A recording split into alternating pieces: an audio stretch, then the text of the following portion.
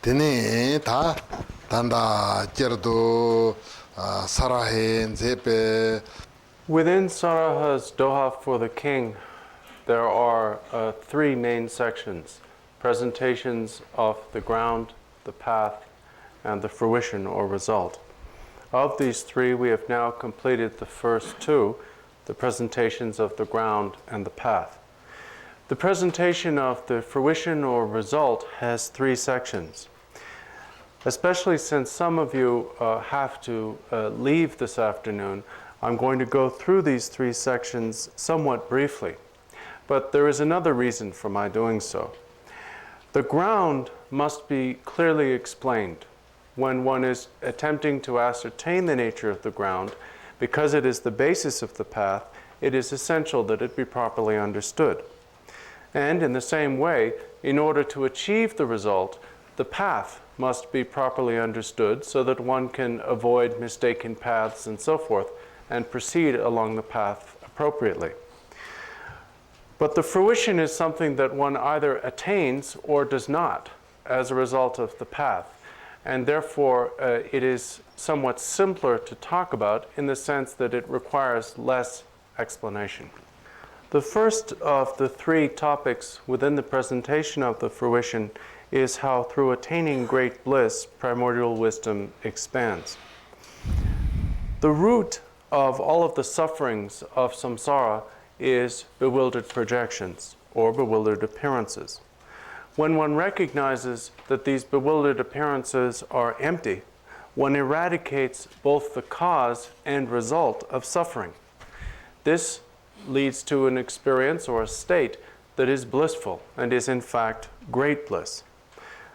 Therefore, it says in the text, through attaining the vast land of happiness.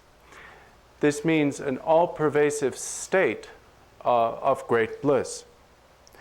Through attaining that, and as the text says, through seeing its own nature, the mind becomes vast.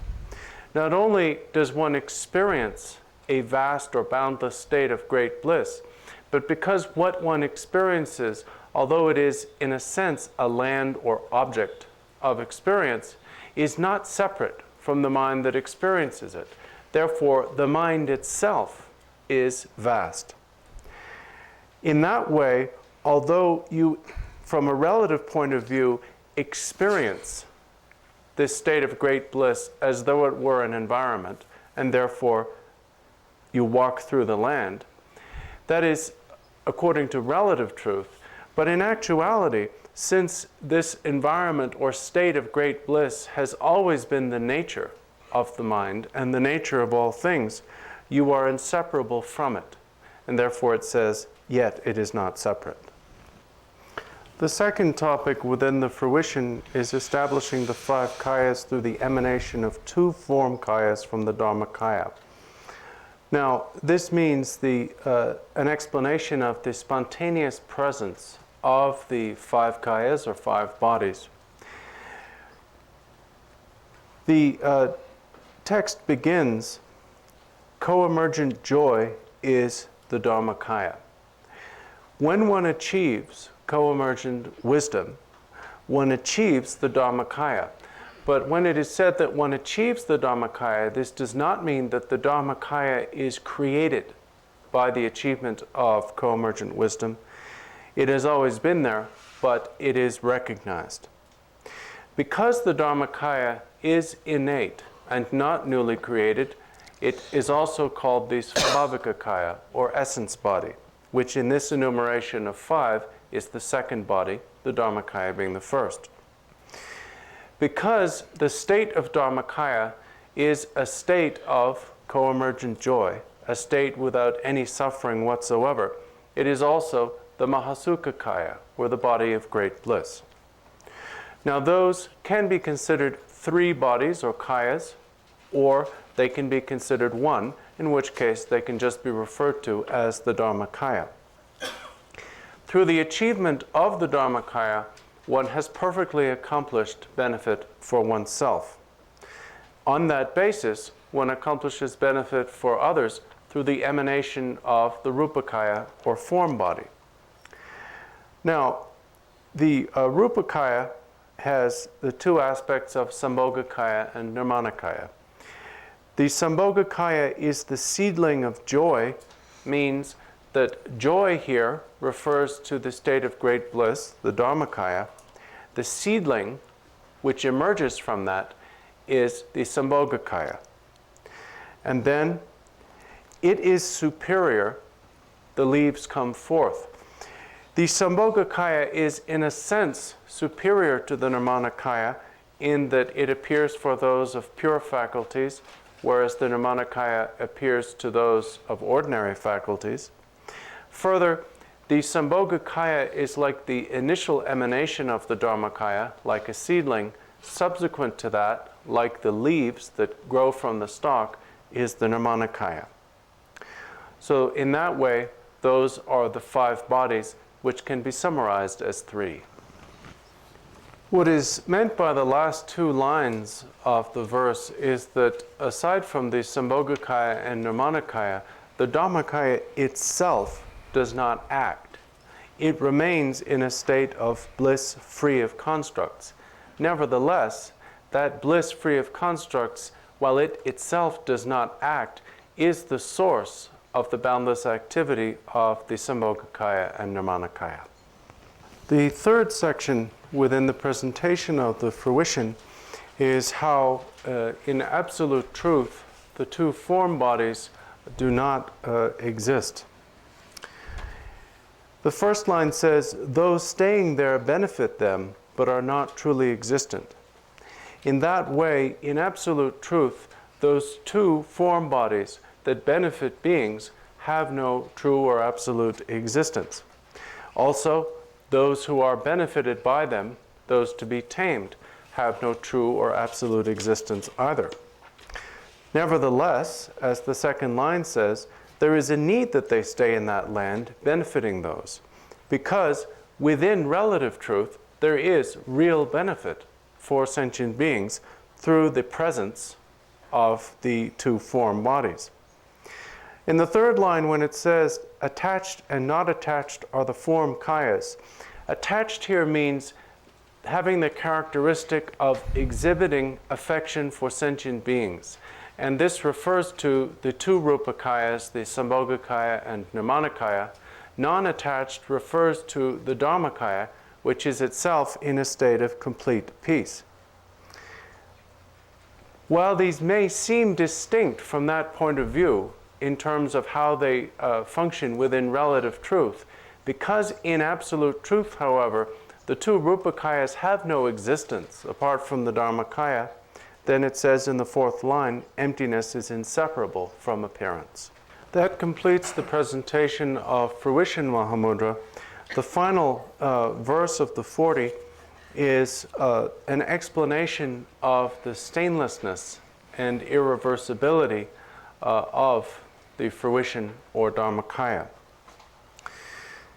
The question to which this verse is a response is, if the Rupakayas remain active in samsara for the benefit of beings, do they not become attached to it in the manner of pigs attached to their mire?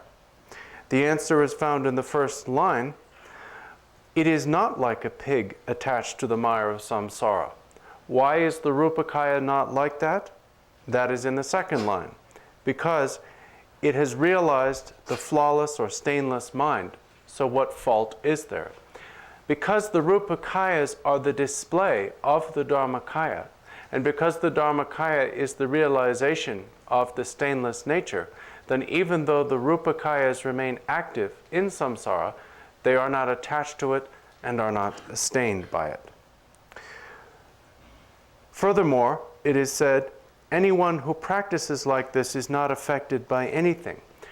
Because this state is irreversible, when one recognizes the stainless nature, when one accomplishes the Dharmakaya, that recognition renders one impervious to conditions. Therefore, the question is asked, the rhetorical question is asked, why would they be bound by flaws?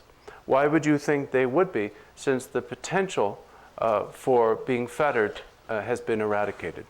That completes an explanation of Saraha's Doha for the King. Now, the root text obviously was composed by Saraha, the great Lord of Yogins, but the root text by itself is somewhat cryptic. So I have based my explanation on the commentary on it by Karma Trinlepa, who was a tutor of the 8th Jawon Karmapa Michu Dorje. Karma Trinlepa wrote commentaries on all 3 of Saraha's Dohas.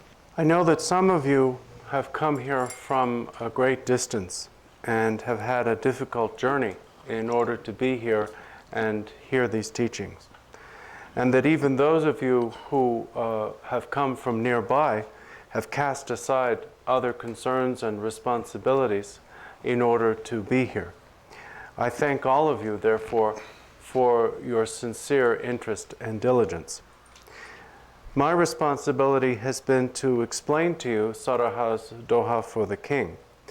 Now, if I were to say that I have any particular blessing to transmit, I feel that would be untrue.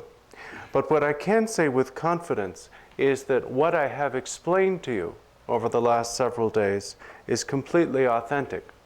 And I say this not because I regard myself as one thing or another, but because Saraha's Doha for the King and its explanation by Karma Trinlepa present the authentic path of all Kaju Siddhas. So I assure you that the great difficulty you have gone to in order to be here has not been wasted. Your time has not been wasted. And the difficulty that has ensued from your temporary disregarding of other responsibilities has not been wasted either. So please rejoice in what you have taken part in and what you have achieved over the last several days. Having heard this explanation, at best, I hope that you will be able to emphasize the practice of mahamudra in your personal practice, both in meditation and in post-meditation. There is nothing more valuable than this. There is nothing more important, because it is this that will lead to the ultimate result of Dharma practice, and it is also this that will, in the meantime, dispel adversity. But even if, for one reason or another, you cannot practice with as much diligence as you wish, remember that you are still very fortunate, and you have benefited a great deal from being here. Even if you have just heard these teachings and don't practice them, you've established a habit and a familiarity with them. This is always beneficial and can never, under any circumstances, be harmful. And at the very least, you have once and for all determined that samsara will, sooner or later, come to an end for you. So therefore, please rejoice. Thank you.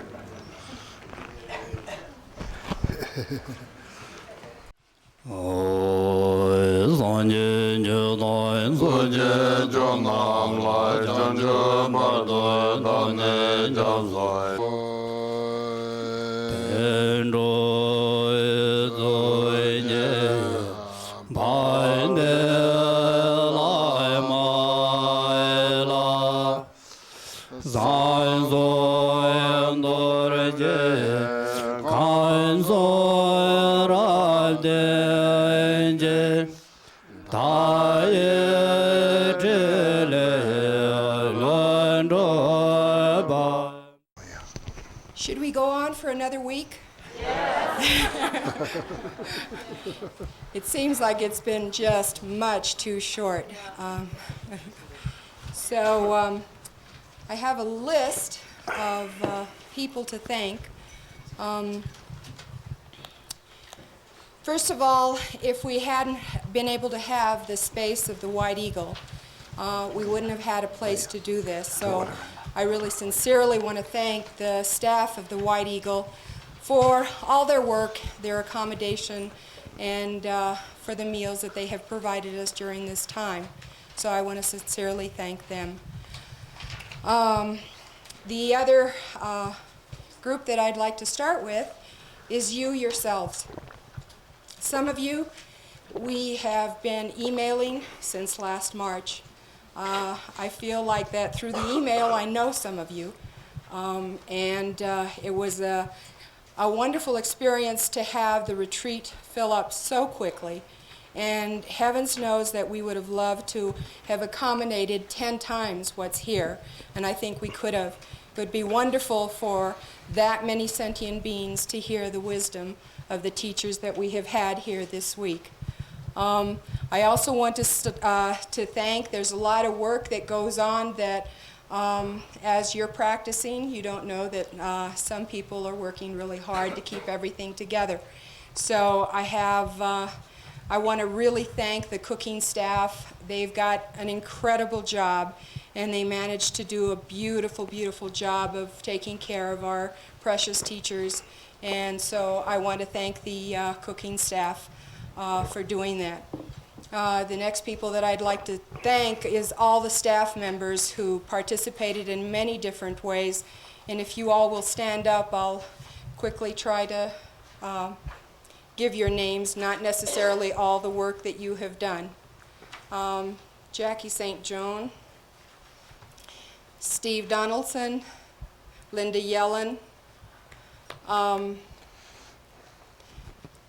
Peter, Natalia, Terry, please stand up, let everybody see you. Deborah Melnick, Deborah Ann Robinson, Nancy, and I can't see everybody, Andy and Nalise and Eleanor. And if I have forgotten just one of you, please forgive me, because we appreciate everything that you've done.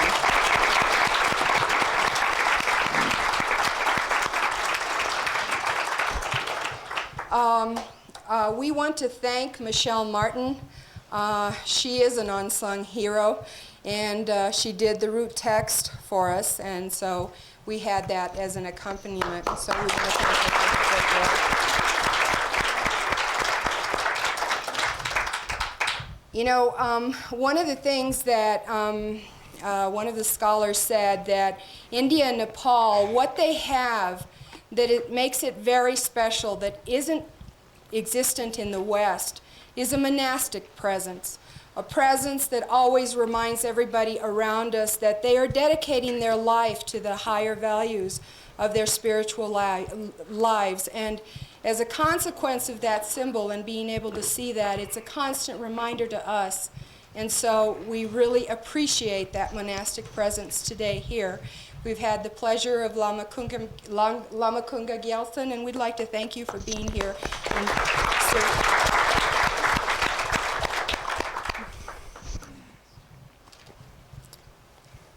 And even though he's not here with us today, we want to send him our love and our appreciation for having started this retreat and gotten us off in the right direction. Lama Tashi, and the student will take that back to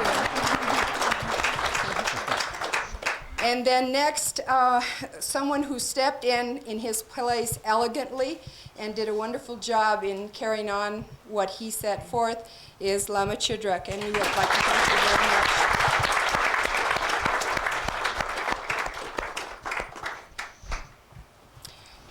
And next, I would like to thank very, very much my two mentors for the tremendous job that they do for Rinpoche. Karma Punzuk takes care of all of the computer emails and writing the letters on the computer, and he does a beautiful job of that, and he's wonderful in attending Rinpoche. So I'd like to thank Karma Punzuk.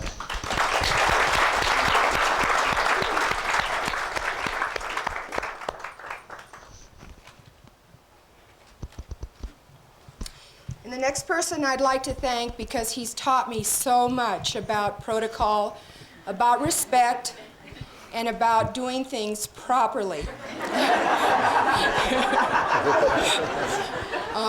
And I hope that he never stops doing that with us, because heavens knows that we do a lot of things wrong. So I want to thank him for his advice, for his kindness, and most of all, for his tremendous devotion and care to Thrangu Rinpoche. Lobsang Dorje.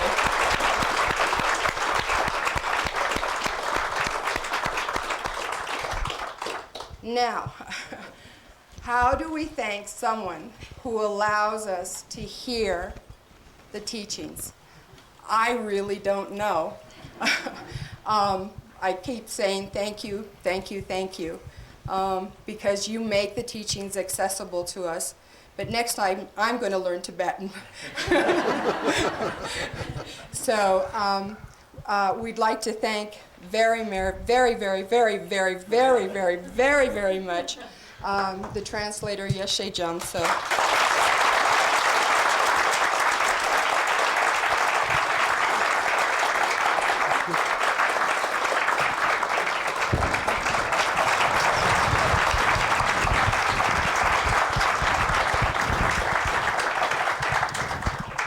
And another monastic presence that's like not saying anywhere near enough, because she in her own right is a great teacher. And it has been a wonderful opportunity for us to have her here, and we appreciate her presence, and we'd like to thank her for joining us in this wonderful retreat. Pema Chuden.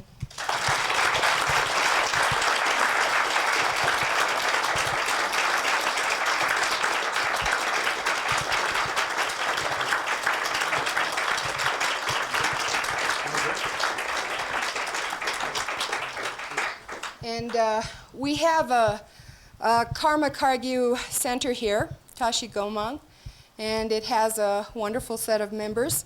And I got to know Daniel and Natalia, and they have been an incredible help to us because we're the newcomers. They've been here for quite a while. And so we want them to present the gift to Khenpo Karthar Rinpoche, and I'd like to say a few words to Khenpo Rinpoche. Your presence has been absolutely wonderful and a blessing. And it's very rare that two people that are so close as Thrangu Rinpoche and Khenpo Karthar have time to spend together. And so for us, it was a wonderful opportunity, and we thank you so much that you were able to spend this time with us and that you were able to spend it with Thrangu Rinpoche. And we hope that you come back again and that you make a greater presence here. Thank you very much, Khenpo Karthar Rinpoche.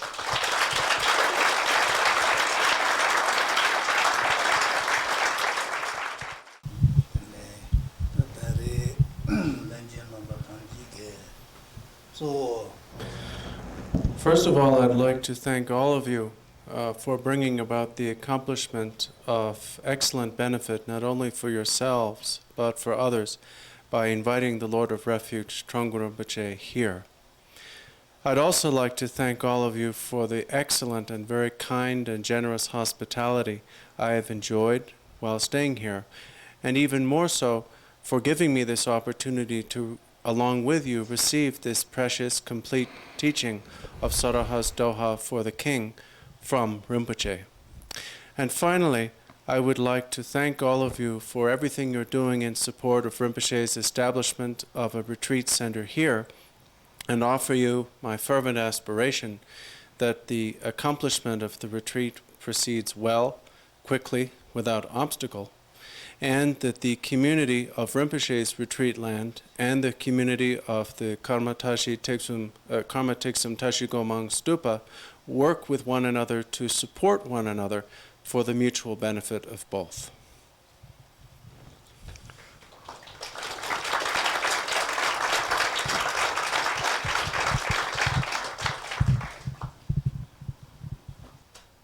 Well, I'm glad.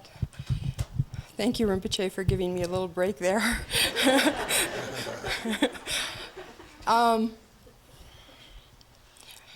There is no way to thank Thrangu Rinpoche.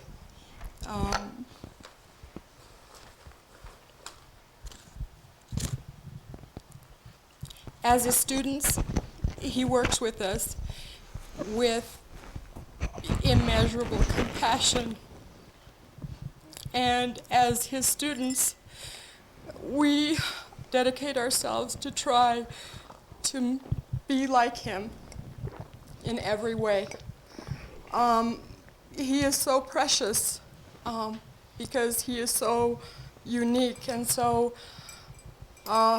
capable of transmitting the profound teachings of Tibetan Buddhism. And we will forever be in his gratitude that he has allowed us to be able to listen to his teachings. So we thank him from the bottom of our hearts, with our body, speech, and mind, for the fact that he is willing to stay in samsara with us and, and to guide us through that. So to Thrangu Rinpoche, we thank you so very much.